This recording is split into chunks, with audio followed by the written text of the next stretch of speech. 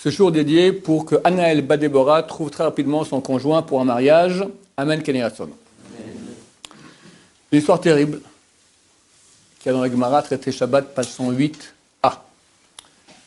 Rav, qui était la grande sommité spirituelle d'Israël.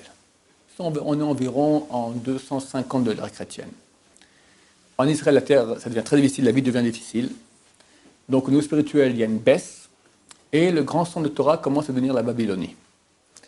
Là-bas se trouve le grand sage qui gère un peu toute la Babylonie, s'appelle Shmuel. Rav, c'est un surnom, son vrai prénom c'est Rabbi Abba. Et de part qu'il était tellement grand, on l'appelle Rav, tout court, d'accord?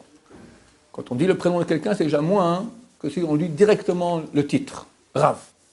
C'est élève de Rabbi. Rabbi, c'était Rabbi Lanassi, celui qui a écrit la Mishnah. Énorme, niveau spirituel inimaginable.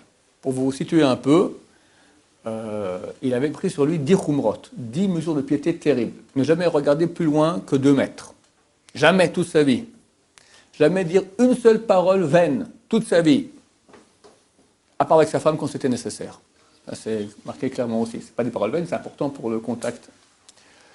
Jamais faire 2 mètres sans tefilin. Jamais faire 2 mètres sans étudier la Torah. Comme ça, 10. Quand il est décédé, ses élèves ont dit, bon, il faut qu'on continue. Qui peut compter une chose pareille? On ne pourra jamais tenir le coup. Mais il faut que cette sainteté reste dans le monde. Chacun de ses élèves a pris une des khumrot de Rav. Rav Sheshat a pris celle de ne jamais regarder plus loin de 2 mètres. Il avait peur qu'il ne tiendrait pas.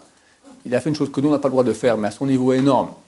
C'était pour que la sainteté reste, la présence de la Shrina reste. Il s'est rendu aveugle. Rendu aveugle pour ne pas devoir une fois lever les yeux plus loin que 2 mètres. Bon, c'est des choses qu'on ne comprend pas, qui ne sont pas du tout adaptées à nous. Rav quitte Israël, vient en Babylonie.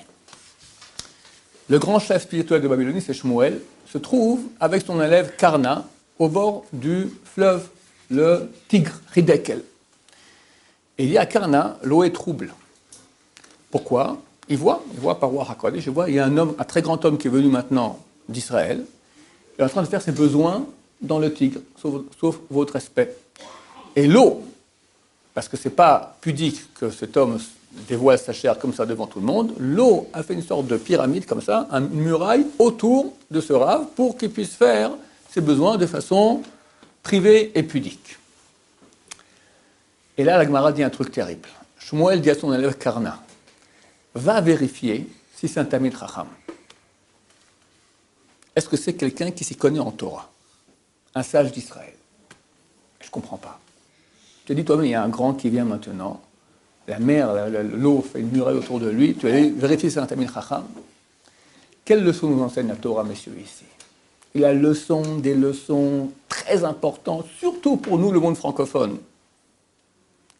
Très souvent, on ne comprend pas qu'est-ce qui est essentiel. La fin de Gemara dans Baba Batra dernièrement, page 12. Que dit la Gemara là-bas? Chacham adif minavi. Un sage est plus grand qu'un prophète. Un prophète, il parle avec Dieu. Il voit le futur. S'il s'est trompé, il a dit une chose, s'est trompé, on doit le tuer tellement c'est certain ce qu'il a dit, c'est la décision de Dieu. Un sage d'Israël, qui n'est pas prophète, il est plus grand que lui. Plus grand! Parce qu'il a la Torah. C'est comme si je disais, c'est quelqu'un au niveau de la bouche de Dieu et quelqu'un au niveau de la tête de Dieu. Qu'est-ce qui est plus grand, la tête ou la bouche? La tête.